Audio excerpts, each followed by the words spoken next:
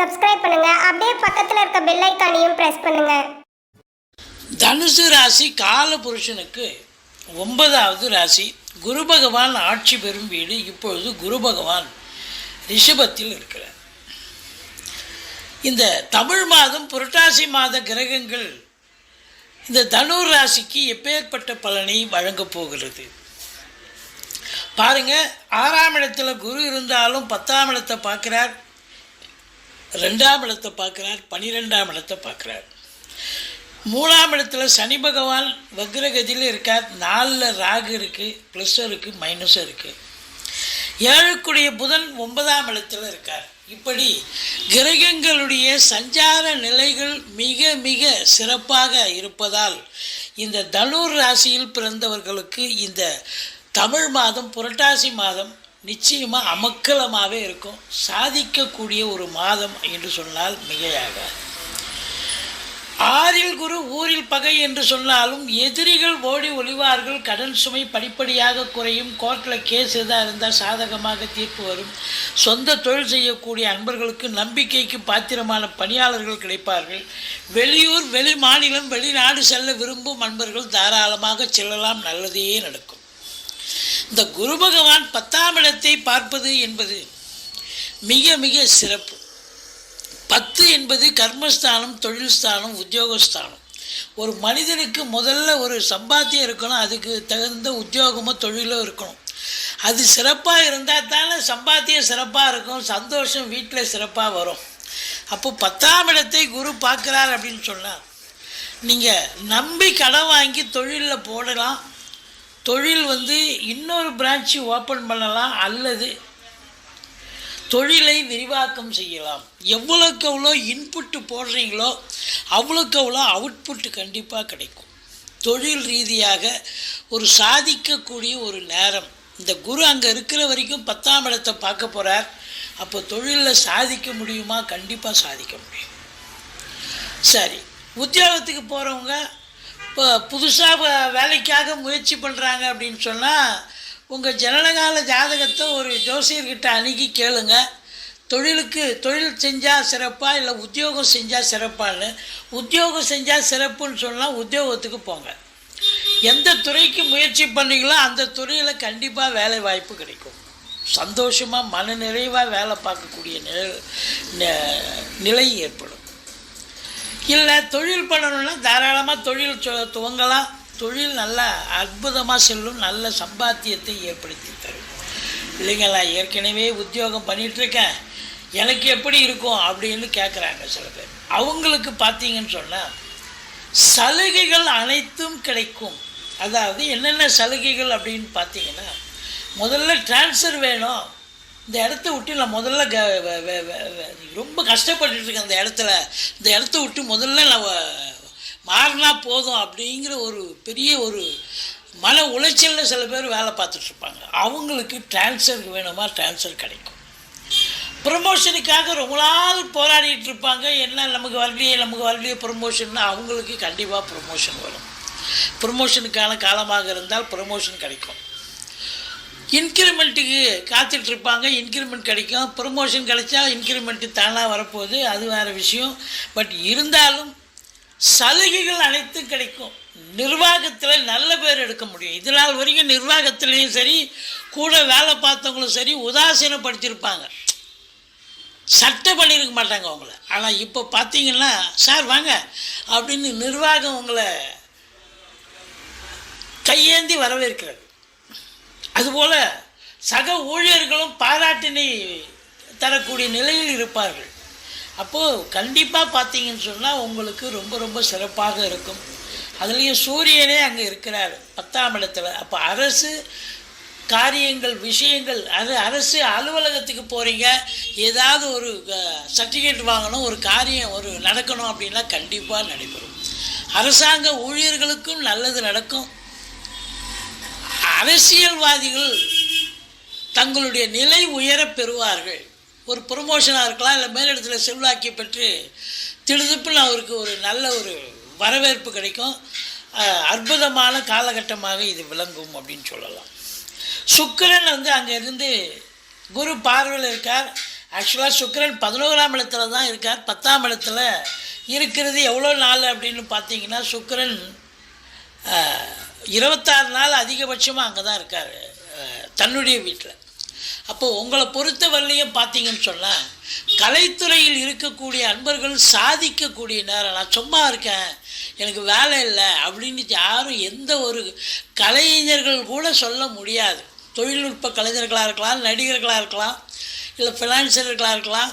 எப்படி எந்த ஒரு நிலை இருந்தாலும் அவங்களுக்கு வேலை வாய்ப்புகள் என்பது தேடி வரும், கதவை தட்டும் வேலை வாய்ப்பு அப்படின்னு சொல்லணும். அந்த அளவுக்கு உங்களுக்கு சிறப்பான காலகட்டம். கேதுவை குரு பார்க்கிறார். கேதுவை குரு பார்த்தாலே கோடீஸ்வர யோகம் என்று சொல்லக்கூடிய ஒரு அமைப்பு. அப்போ கோடீஸ்வர யோகம் அப்படின்னு சொன்னால் உங்களுக்கு என்ன நடக்கும் அப்படின்னா, நல்ல சம்பாத்தியத்தை பார்க்க போகிறீங்க, சந்தோஷமாக இருக்க போகிறீங்க, ஞானம் பிறக்கும். கேதுவை குரு பார்த்தாலும் ஞானம் பிறக்கும். அதாவது என்ன ஞானம் பிறக்கும் அப்படின்னா, உங்களுக்கு ஆன்மீகத்தில் இருக்கிறீங்க, ஆன்மீகத்தில் சொற்பொழிவாளராக இருக்கலாம், இல்லை ஆன்மீகத்தில் வேலைகள் பணிகள் செய்யக்கூடிய நிலைகள் இருக்கலாம். இப்போ பார்த்தா உங்களுக்கு ரொம்ப அற்புதமான ஒரு நிலை உங்கள் நிலை உயர பெறுவீர்கள். அவ்வளோதான், சூப்பராக இருக்கும், ரொம்ப நல்லாயிருக்கும். உங்கள் இப்போ தொழில் உத்தியோகம் சிறப்பாக போகுதுன்னா வருமானம் சிறப்பாக இருக்கும் இல்லைங்களா? வருமானம் சிறப்பாக இருந்தால் குடும்பத்தில் ஒரு அமைதி, நிம்மதி, சந்தோஷம், குதூகலம் கண்டிப்பாக ஏற்படத்தானே வேணும். அப்போது உங்கள் சொல்லுக்கும் செயலுக்கும் மதிப்பு மரியாதை கண்டிப்பாக கிடைக்குமா இல்லையா? கண்டிப்பாக கிடைக்கும். அப்போது குடும்பத்தில் அமைதி, நிம்மதி, சந்தோஷம், குதூகலம், உங்கள் சொல்லுக்கும் செயலுக்கும் மதிப்பு மரியாதை உண்டு. அது மட்டும் இல்லை, குடும்பத்தில் சுப நிகழ்ச்சிகள் நடத்துவதற்கான ஒரு அமைப்பு இருக்குது. இல்லை வெளியார் சுப நிகழ்ச்சிகளுக்கு சென்று விட்டு வரக்கூடிய சூழலும் இருக்கிறது என்று சொன்னால் மிகையாகாது.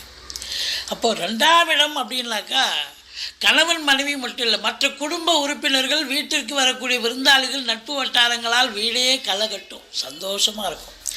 ஆரம்ப கல்வி பயிலும் மாணவ செல்வங்கள் நல்லா படிப்பாங்க, எந்த குறையும் கிடையாது. மற்றபடி 3ஆம் இடத்துல சனி பகவான் இருக்கார். உங்களுடைய இளைய சகோதர சகோதரிகளுக்கும் உங்களுக்கும் கருத்து பேதம் ஏற்படும், சண்டை சச்சரவு வரலாம், இல்லை அவங்களுக்கு தேக ஆரோக்கியம் குறைவு ஏற்பட்டு மருத்துவமனைக்கு செல்ல நேரிடலாம். எச்சரிக்கையோடு இருங்க. எடுக்கிற முயற்சி கொஞ்சம் காலதாமதம் எடுக்கலாம், இருந்தாலும் லேட்டானாலும் லேட்டஸ்ட்டாக வர்ற மாதிரி சக்ஸஸ் அடையக்கூடிய ஒரு நிலை.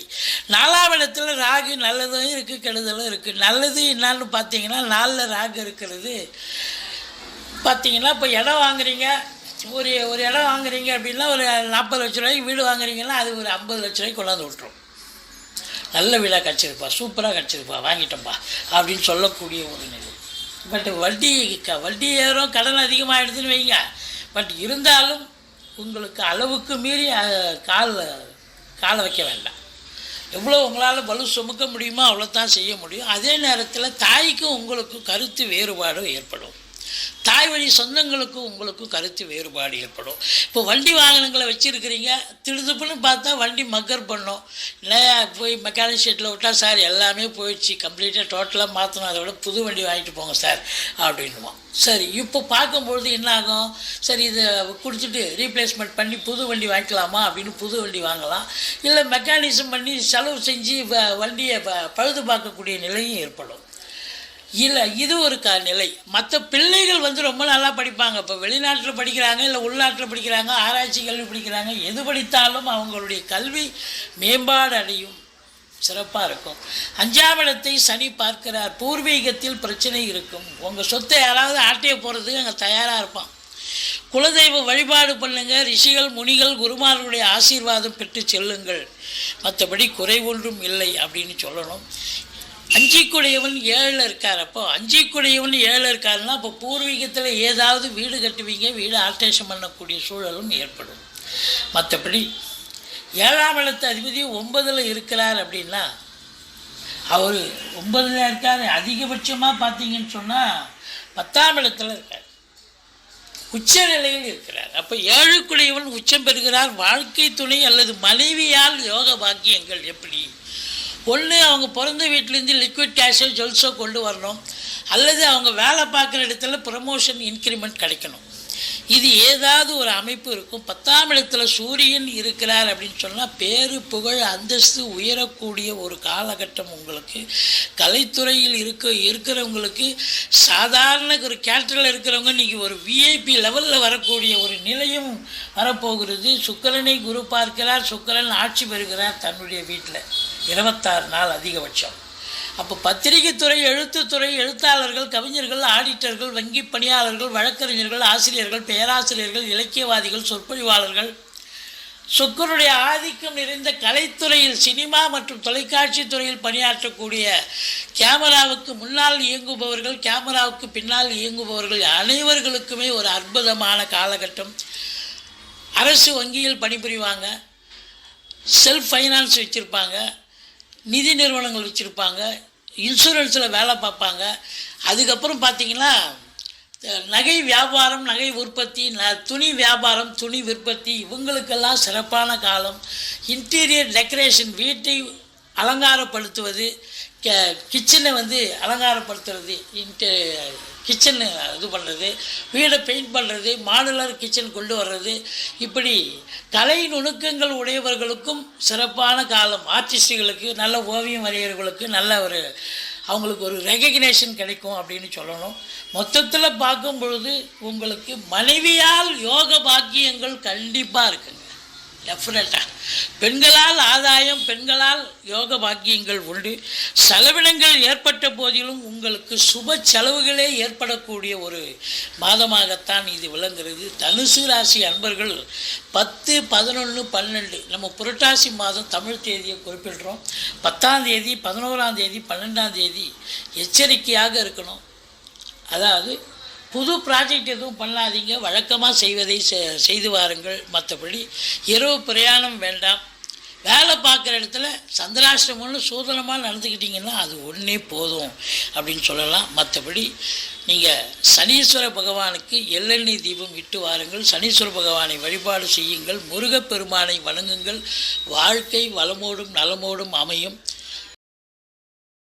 மேலும் தகவலுக்கு எங்கள் சேனலை மறக்காமல் சப்ஸ்கிரைப் பண்ணுங்கள். நன்றி.